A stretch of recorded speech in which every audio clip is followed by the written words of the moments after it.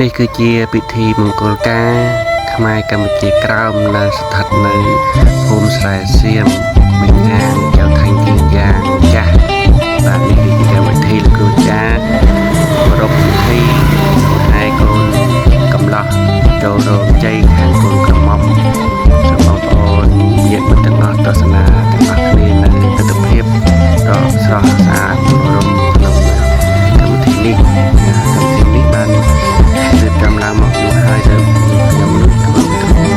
ជូនបងប្អូនទស្សនាកម្សាន្តនៅរបៀបរបបផ្នែកកម្ពុជាក្រោមទាំងអស់នៅក្នុងប្រទេសវៀតណាមយើង